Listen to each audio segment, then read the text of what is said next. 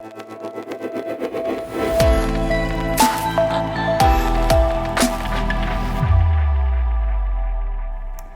happy Mother's Day to all you moms out there. And I hope today is a special day that you can enjoy time with some family and some friends. And for those of you who may be sitting there with mom right now because the one thing that she wanted was to do church together, even if that meant watching online from your couch, I want to just talk to you for just a second, especially if you're single and maybe in your 20s to 30s, because I know that getting together with mom can sometimes bring some lighthearted tension because moms are so good at asking questions, just kind of penetrating down to what's really going on in your life. And maybe in your teenage years, you're just like, why are there so many questions? But moms are so good at asking questions, and really, all of the questions of your life have just been building up to two main questions that mom has been wanting to ask you since the day you were born or adopted. And maybe you already get these questions, maybe you get them all the time. And so I just thought, like for your sake, for mom's sake, we just go ahead and get these out of the way today, and then y'all can just kind of move on with your day and enjoy the rest of your time together. Because these two questions are questions that often resurface in this phase of life all the time. These are mom's two primary questions, and they are, when are you getting married? More specifically, when are you going to give me grandchildren? So if you're on the receiving end of those questions all the time, you just turn to mom right now and just say, Mom, when I know, I'll let you know. And mom said, okay, that's good. Let's just move on with the rest of our day. But all kidding aside, I hope that today is a really good day for you, but I also recognize for some of you, like some of my friends and family members, Mother's Day can be hard. It can be a new tension, another level of tension in your life for some of you, because Mother's Day is just a reminder of how, for whatever reason, you've been unable to have the family that you've wanted to have for so long. And you look back on your life and the family that you had, and you're like, that's what I want. For whatever reason, it's not happened yet. Or maybe you're unable to have children. You look at your friends and your families, they're having babies, and you just want that so much. And so my heart goes out to you this morning because I know that tension can just be so much as those emotions are resurfacing. And for others of you, this could be one of the first Mother's Day without your mom. Maybe she's passed on somewhat recently, and so you just got that tension of Mother's Day. It just kind of resurfaces that hole in your life. So my heart goes out to you. And I know in that case, not only is it that you miss those conversations and just the relationship that you're able to have access to, but moms are so good at providing timely advice, kind of helping you navigate through all the complexity that you deal with in your life. And they always seem to come through with some advice that just kind of makes everything clear. And so today, I just thought that I would give you some timely advice, but I'll just tell you right up front, this isn't advice from me. This is advice from Jesus that's so timely right now. In fact, it's more than just advice, it's a warning. It's a warning to watch out. As moms have protected you and kept you from maybe some bad relationships or from some bad relationships again, this advice from Jesus is protecting you and keeping you within the guardrails to get you to the destination that you ultimately want to be in. And before we get to this advice, we'll get to it in just a second. Before we get there, I recognize that sometimes when I read the Bible or I hear stories about Jesus in the Bible, sometimes you think of them as just being stories, when the fact is they're history. And they happened, halfway around the world in a real place. And so sometimes it's helpful to imagine that place. And so I brought with me a map. This is a map of Israel during the time of Jesus. And I know you can't see that. I'm going to zoom in just a second. But if you squint just a little bit, right down here is Jerusalem, the city of David, the city of the king, the capital.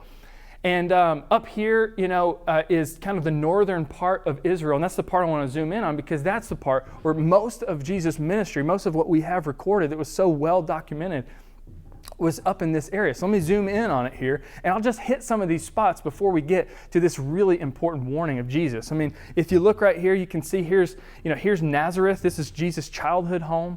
Right above that is Cana. This is where Jesus turned water into wine. Remember that story at the wedding? Over here is the Gerasenes.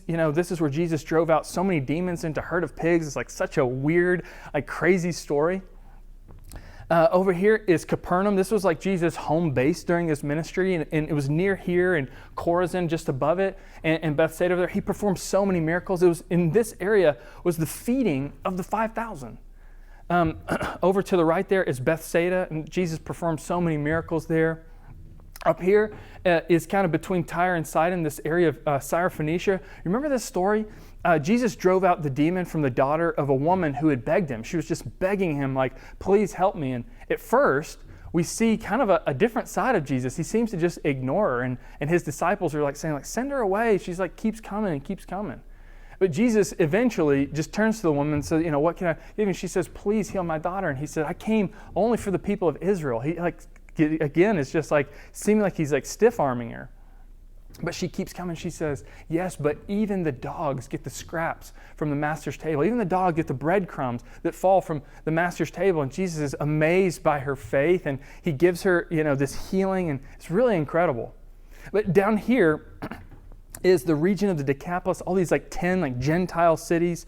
And Jesus healed a deaf and mute man. Remember that? It was so strange. There was also the feeding of the 4,000 that broke bread like he had done for the 5,000, but this time in a real Gentile area, had broke bread for 4,000 people. It's amazing. Well, so our story today actually picks up in Dalmanutha. Jesus left the area of the Decapolis, went over to Dalmanutha. And remember this, all the time, he was getting asked questions by these Pharisees, this really religious group of people. They were asking him questions and kind of, just trying to poke holes in his teaching. And this particular time, they ask him for a sign from heaven. And he just kind of sighs. He's like, after all of this that I've already done, you're still asking for a sign?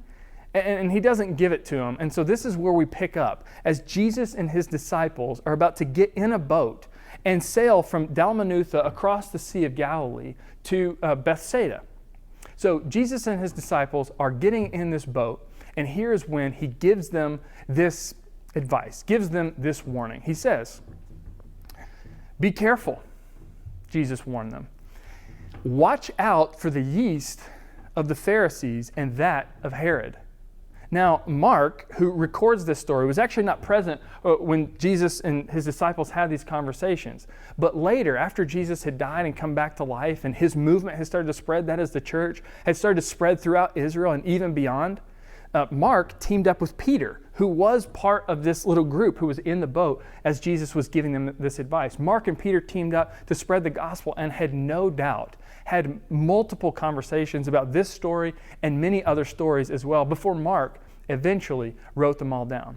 Now, this warning from Jesus is a warning that Peter and that Mark recognized, and it was written down for our sake today, because it wasn't just for those who were in the boat. It was for anyone and everyone beyond to beware of this ideology that almost works like a cancer, begins to work through your life. It's incredibly dangerous. And in fact, Jesus later points out that the stakes of being infected by this ideology of the Pharisees and that of Herod, the stakes are very, very high. Now, if you look at that and you're like, I don't even know what he's talking about, the good news is you're in good company because his disciples didn't get it either. And on the face of it, it is confusing because the Pharisees and Herod virtually had nothing in common. The Pharisees were this really religious group of people, they walked around, and they taught people. They knew the law of Moses so well. And Herod could care less about the law of Moses. To him, it might makes right. To him, he was powerful. He was a king. He was a politician. He was kind of over a lot of people. So on the face of it, they had virtually nothing in common. And yet Jesus is saying here that what's at their core, the root of what's at their core is essentially the same. However, his disciples missed it. In fact, when Jesus mentioned yeast, they thought he was talking about actual bread. In fact, as they're talking about this warning and trying to make sense of it, Mark says they discussed this, that is the warning, they discussed this with one another and said, it's because we have no bread. They'd forgotten to bring bread for lunch on their little cruise across the Sea of Galilee. Well, Jesus, who was aware of their discussion, Jesus asked them, why are you talking about having no bread? Do you still not see or understand? Are you so dull? Are your hearts hardened? Meaning, do you not want to see it? Do you not want to understand it? Why are you resisting my teaching? And he goes on. He says, Do you have eyes but fail to see? Do you have ears but fail to hear? Don't you remember? Don't you have a memory? It's like pretty insulting. And then next, Jesus starts to allude to his answer. He says to them, when I broke the 5 loaves for the 5,000, talking about that miracle just outside Capernaum. He says, when I broke the 5 loaves for the 5,000, how many basketfuls of pieces did you pick up? 12, they replied. Said, okay. And when I broke the 7 loaves for the 4,000, how many basketfuls of pieces did you pick up? That is in that Gentile area of the region of the Decapolis. When I fed all of those thousands of people, how many basketfuls did you pick up? They answered 7. And then he says this. He says, do you still not understand? To which Mark records that nobody replied. They didn't get it. But here, Jesus is actually responding to their question and responding really to this warning about the yeast of the Pharisees and that of Herod. He's responding on 2 levels. The first level is the physical level. I mean, they're concerned about not having bread. And he's like, guys, don't you remember these miracles I've already performed with just a little bit and have fed thousands? I mean, do you still not see what I'm capable of? I mean, should your physical needs ever be a concern when you're with me? I mean, don't you remember? I mean, he's drawing them in. He's saying, like, don't you remember? I can meet your physical needs. And here is where he's actually going a little bit deeper and helping us understand what the yeast of the Pharisees and that of Herod is. He's helping us understand the similarities between these Pharisees, this religious group, and Herod, this really irreligious, leader. When we talk about the Pharisees and we think about like what Jesus criticizes them for throughout Scripture, throughout the New Testament, Jesus is often criticizing them for being hypocrites, right? I mean, you remember that? He's often saying, you hypocrites. Essentially saying, you guys are just like actors on a stage. You get up on stage and, you walk around in your flowing robes, you pray your long prayers, you're so pious, everybody thinks you're so great. But behind the scenes, when you take off your costume, you're just as bad as everybody else. You're just as sinful as everybody else. I mean, he says, like, you guys just wash the outside of the cup. The inside is dirty. You guys are like whitewashed tombs, he says. On the outside you look nice, but inside you're dead. Inside is death. And so oftentimes Jesus is criticizing the Pharisees for being hypocrites, but when we see the similarities, I mean, he never criticizes Herod for being a hypocrite. I mean, Herod could care less about looking good on the outside. To him, it was all about might makes right. To him, it was all about power. To him, it was about authority. I mean, Herod had even beheaded Jesus' cousin, John the Baptist, just because his wife, was, like embarrassed by the whole thing. I mean, Herod could care less what other people thought about him. So here Jesus is actually drilling down and saying, these lifestyle, these are just results of an underlying problem. Are you with me? Stay with me. These are just results of an underlying problem. And he addresses it with his disciples' question of asking about their physical needs. Essentially, the underlying problem is self-preservation, that basic instinct to preserve yourself, that basic instinct that recognizes that you have needs that need to be filled. You're hungry, you need food, you're thirsty, you need a drink, you don't have clothes, you need to clothe yourself, you need shelter. And so we all have this basic instinct of self-preservation, right? I mean, we've got to preserve ourselves. But Jesus says it's the way you go about getting your needs met that is the problem. Because for the Pharisees and for Herod, I mean, the way they went about it and the way we often go about preserving ourselves is to accumulate resources, right? Because our needs are recurring. So we start to accumulate resources. Because I'm going to be thirsty tomorrow, I'm going to have water, extra water. Because I'm hungry, I'm going to be hungry next week, I'm going to get extra. And you start to get extra and extra and extra. And you end up going about your life in this certain way. And it ends up leading those who end up accumulating enough resources, accumulating enough money, accumulating enough power, enough possessions, enough prestige. They end up climbing this ladder of status and power. Ultimately, self-preservation leads to resource accumulation, which eventually leads to a misidentification of where you draw your highest value from. And the Pharisees and Herod, they began to draw their highest value from their own success in climbing the ladders in their separate industries, so to speak. I mean, the Pharisees had, they had accumulated information and knowledge. They had accumulated respect within the community. I mean, people saw them and they'd become good teachers, and so people respected them. And so they used that for their own leverage, for their own gain, and ended up misidentifying their success by their own efforts. And the same for Herod as well. Self-preservation leads to often leads to resource accumulation, which leads to a misidentification of where you draw your highest value from. Jesus was responding to his disciples' question about having no bread at the physical level, but he was also responding to them at the spiritual level.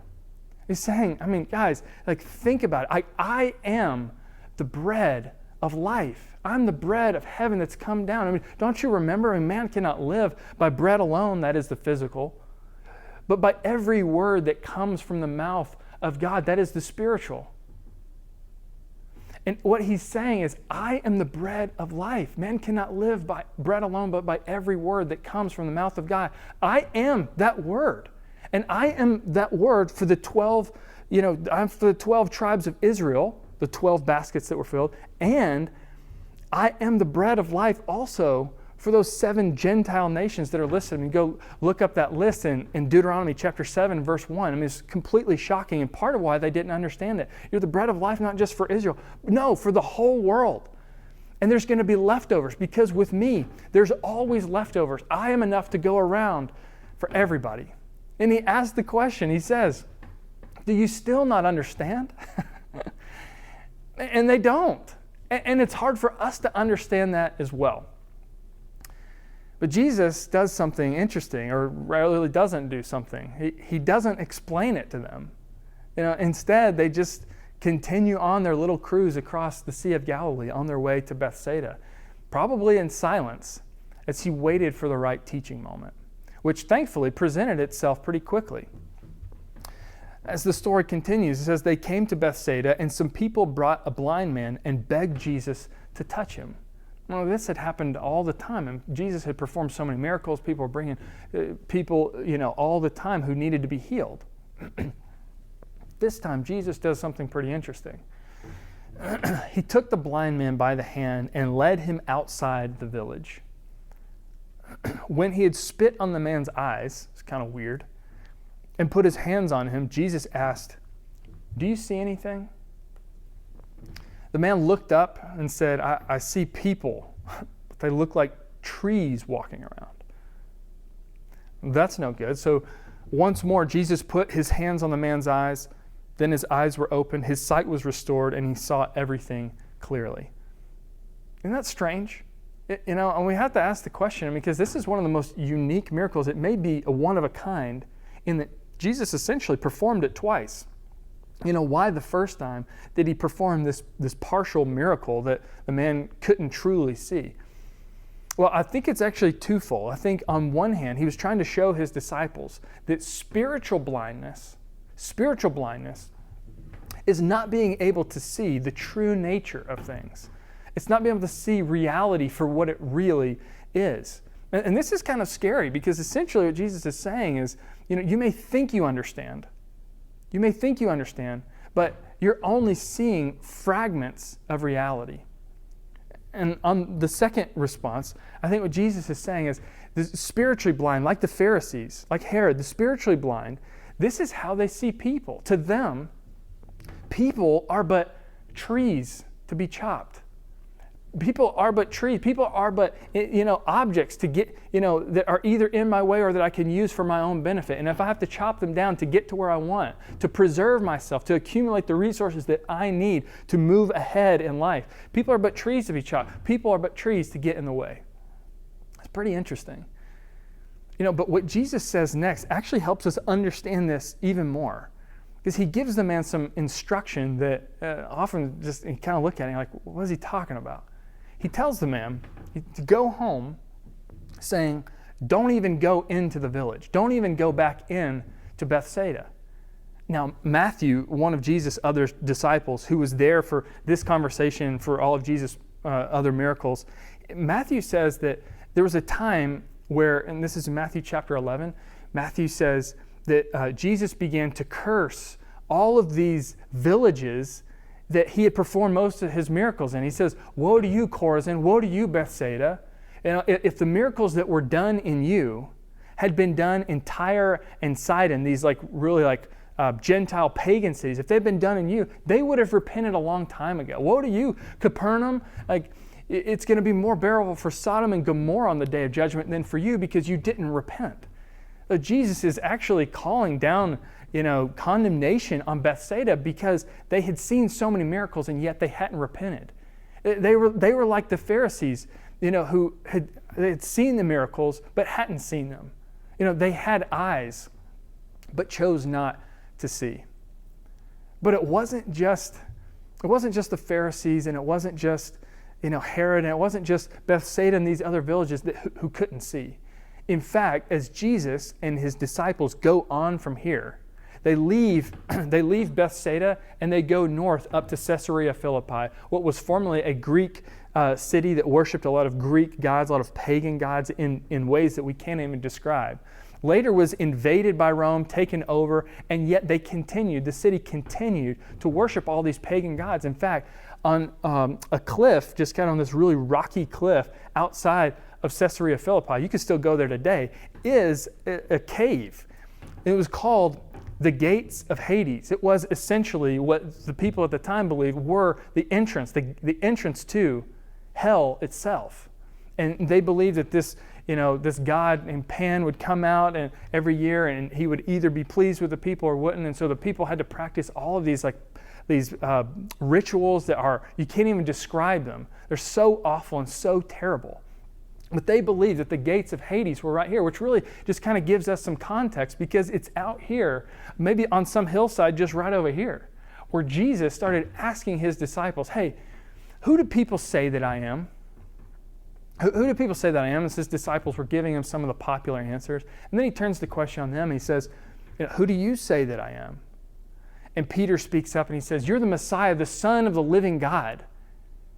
And Jesus affirms him and says, "Yes, you're Peter, and on this rock I will build my church. I will build my ecclesia. I will build my movement. And the gates of Hades will not overcome it." Talking about what's all being practiced here cannot stop my movement. My movement will eventually overcome this because the light overcomes the darkness. The darkness cannot overcome the light. My movement will keep on keeping on. It's amazing. Well, then Jesus starts to describe to them something about himself that they didn't really understand. He says, "Listen, I'm going to suffer a lot of things. In fact, I'm going to be rejected by all of the chief priests and teachers of the law and everybody who is anybody, Herod himself. I'm going to be rejected, and then I'm going to die. Now, I'm going to come back to life again." But at this point, Peter just kind of interrupts him and takes Jesus aside. And Peter begins to rebuke Jesus. I mean, us knowing Jesus today, it's hard to imagine anybody rebuking Jesus, but Peter, maybe just puffed up by his recent affirmation, takes Jesus aside and says, No. What are you talking about? And on a couple different levels, I mean, Peter believed, like most of Israel believed at the time, that the Messiah was to come and be this military leader that was going to overthrow the Roman oppressors, overthrow, all these, different oppression that the people had been experiencing for so long.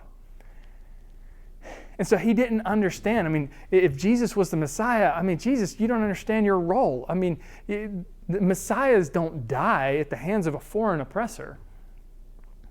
But then Jesus turns and he looks at his disciples. And he rebuked Peter. And he said, "Get behind me, Satan," he said. Get behind me, Satan. Think about where they were. They're in front of all these other people in Caesarea Philippi, these truly disciples of the underworld. And here, Jesus is saying, no, this kind of attitude, this kind of thinking is the idea of Satan.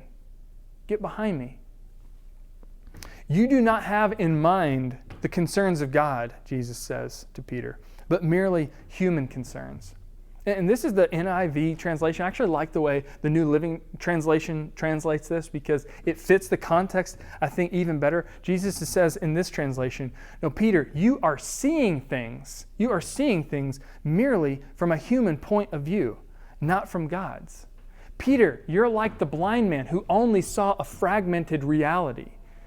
Peter, you're not seeing clearly. Peter, the yeast of the Pharisees and that of Herod, this strong desire for self-preservation and accumulating power, prestige, and authority has already begun to work through your heart.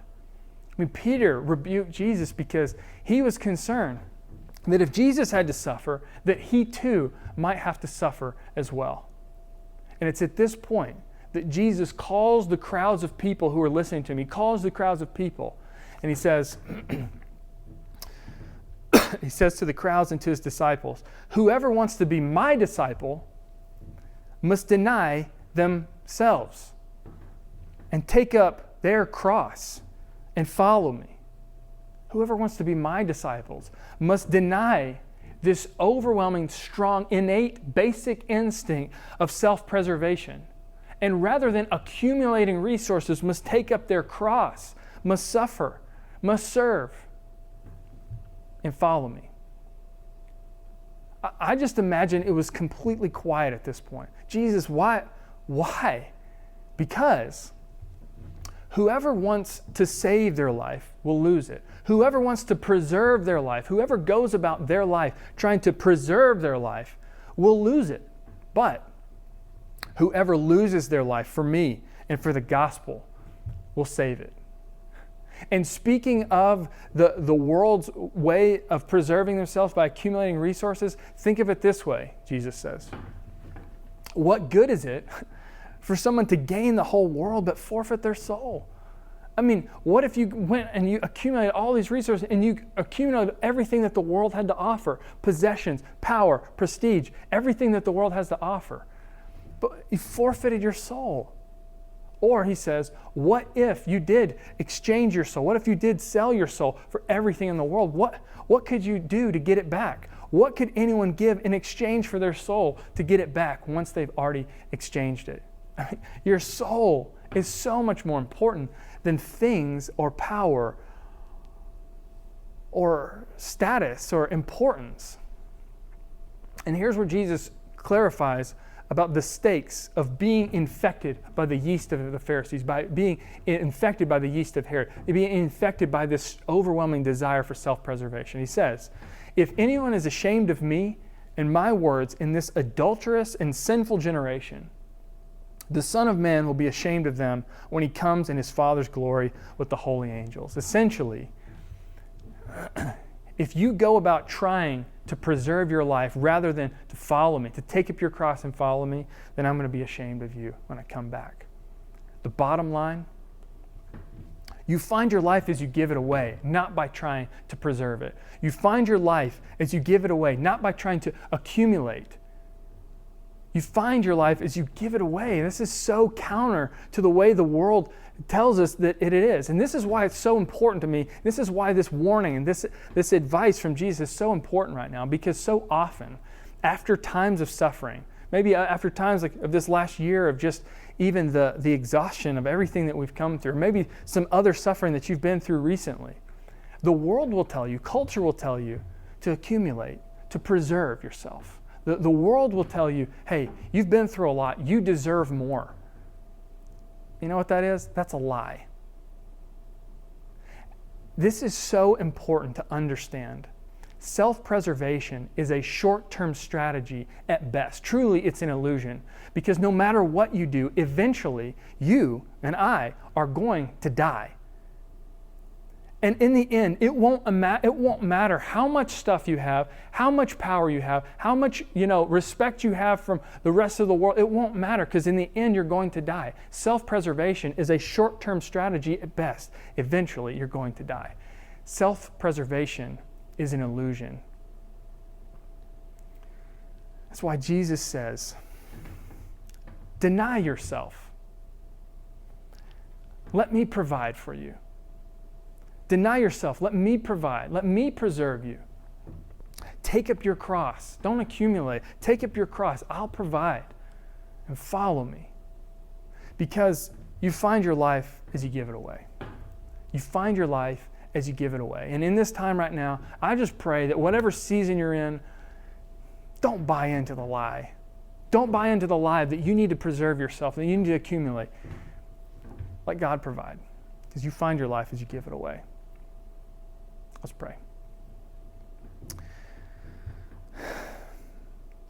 Father, this is hard teaching because we're so overwhelmed with the message of the world of going about self-preservation in a way of climbing a ladder and accumulating knowledge and accumulating degrees and accumulating, respect and authority and money, power.